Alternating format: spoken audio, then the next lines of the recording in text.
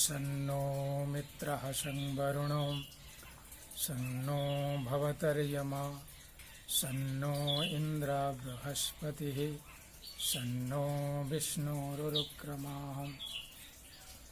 नमो ब्रह्मणे नमस्ते वायो त्वमेव प्रत्यक्षं ब्रह्मासि त्वमेव प्रत्यक्षं ब्रह्म वदिष्यामि ऋतं वदिष्यामि सत्यं वदिष्यामि तन्मामवतो तद्वक्तारमवतो अवतो माम् अवतो वक्तारम्।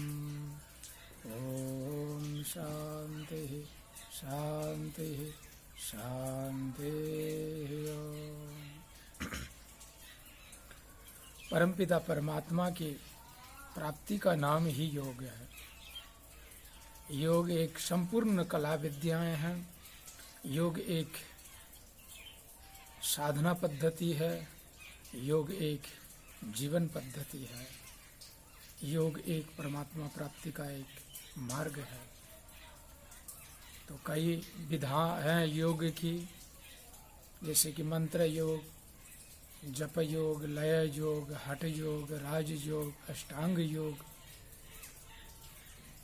तो सज्जनों, हम यहाँ पर वर्णन करने जा रहे हैं अष्टांग योग के प्रति। महर्षि पतंजलि कृत अष्टांग योग जिस योग के 8 अंग है और इस प्रकार है: यम, नियम, आसन, प्राणायाम, प्रत्याहार, धारणा, ध्यान और समाधि। इन 8 अंगों से गुजरना पड़ता है। योग की ये एक सीढ़ी है, एक एक करके सबको चढ़ना पड़ता है। यम और नियम में 5-5 उपांग है। यम इसी को कहते हैं अहिंसा, सत्य, अस्तेय, ब्रह्मचर्य, अपरिग्रह, यमाः। अहिंसा अर्थात कभी भी किसी भी अवस्था में हिंसा नहीं करना, हिंसा से मुक्त रहना अहिंसा कहलाता है। सत्य, हमेशा सत्यम वदः, हमेशा सत्य का ही आचरण करना और सत्य धर्म का अन्वेषण करना। अस्तेय, जीवन में कभी भी चोरी नहीं करना। अस्तेय, ब्रह्मचर्य, ब्रह्मचर्य के मार्ग में सतत प्रयासरत होते रहना, चलते रहना।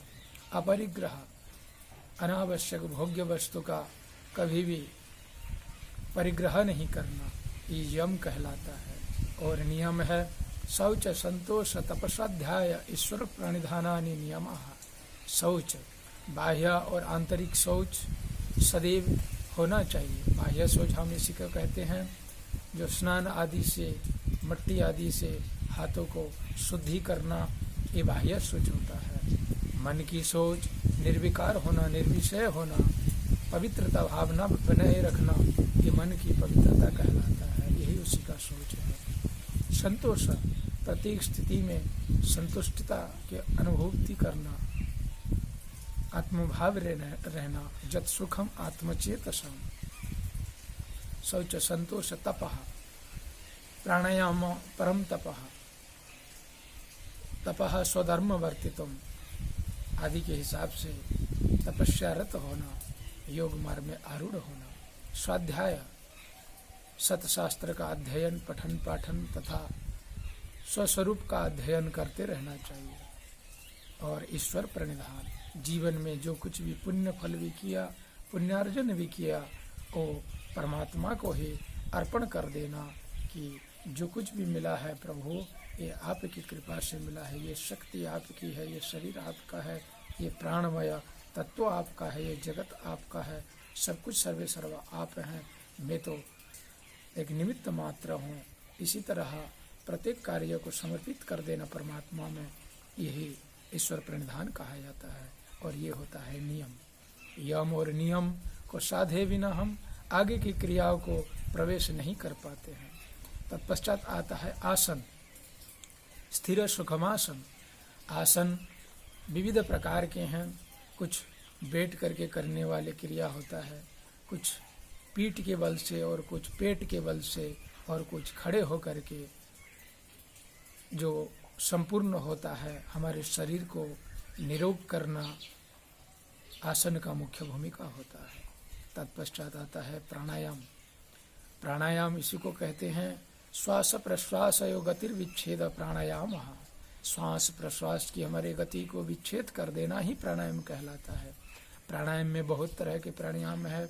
भस्त्रिका प्राणायाम, अनुलोम विलोम, कपालभाति, उज्जाई, नाड़ी शोधन प्राणायाम, चंद्रवेदी प्राणायाम, सूर्यवेदी प्राणायाम आदि बहुविध प्राणायाम है, जिससे हमारे अपने प्राण क्रियाओं को शुद्ध करते हैं। तो हमारे मन इंद्रियां शुद्ध होता है, तो हम योग मार्ग में हमने शरीर को निरोग रखते हुए आगे की मंजिल हम स्वतः सुखपूर्वक पार कर सकते हैं। प्राणायाम के बाद आसन प्राणायाम, उसके बाद प्रत्याहार, जो हमको अनावश्यक है, इन सब चीज़ों को छोड़ना है और योग मार्ग में, भगवान की भक्ति के मार्ग में जो हमारे लिए प्रयोज्य है उसको ग्रहण करना है। प्रत्याहार, धारणा, ध्यान और समाधि। धारणा किसी एक स्थान विशेष से केंद्रित करना, जैसे कि शरीर में 8 चक्र माना जाता है। मूलाधार चक्र, स्वाधिष्ठान चक्र, मणिपुर चक्र, हृदय चक्र, अनाहत चक्र, विशुद्धि चक्र, आज्ञा चक्र और सहस्रार चक्र। किसी भी एक जगह में अपने मन को टिकाए रखना दीर्घ समय तक धारणा कहलाता है। और वही धारणा धीरे धीरे ध्यान में परिवर्तित हो जाता है। एकतानता ध्यानम, मन का वहाँ विलय हो जाता है। और सर्वश्रेष्ठ पर्याय जो है योग की समाधि। तदेव अर्थमात्रम स्वरूप शून्यमेव समाधि है। अपने मन का यहाँ अमन हो जाना होता है, मन का कोई कार्य विशेष नहीं रहता है। समाधि में केवल प्राण से ही हम प्राण युक्त हो जाते हैं, प्राणमय हो जाते हैं, उसी ईश्वर के साथ एकाकार हो जाते हैं। तो अपनी कर्म वासना सब दग्धीभूत हो जाता है एवं हम पूर्ण रूपेण एक धार्मिक व्यक्ति, एक ऋषि सत्ता और एक दैवीय सत्ता के रूप में हम आप्लावित होते हैं, हम आप में देखे हुए होते हैं। तो धर्म प्रेमी सज्जनों, यही योग मार्ग है और यही परमात्मा की ओर प्राप्ति करने का विधान है, जो 8 अंगों में विभाजन किया गया है। यम, नियम, आसन, प्राणायाम, प्रत्याहार, धारणा, ध्यान, 8 अंगानी करके ये 8 अंगों के रूप में प्रतिपादित कर दिए हैं। तो इसी मार्ग में हम चलते हैं।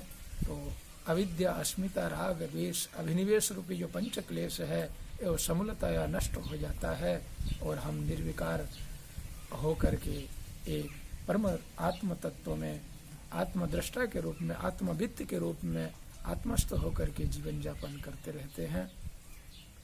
यही है योग मार्ग। जीवन में इसी मार्ग में अवश्य चलना चाहिए, क्योंकि रोग, भोग और योग तीनों ही तो सत्ता है। रोग का तो सब जानते हैं, जब शरीर में तरह तरह की व्याधि आता है। तत्पश्चात भोग, वो तो अनासक्त होकर के ही जीवन जीना सर्वोत्कृष्ट होता है। भोग ही रोग की ओर ले जाता है। तो उससे, रोग और भोग से ऊपर उठ करके हमको योगमय जीवन जीना चाहिए। अवसर मिला है, मनुष्य जन्म बहुनांग जन्मनामन्ते ज्ञानवान मांग प्रपद्यन्ते।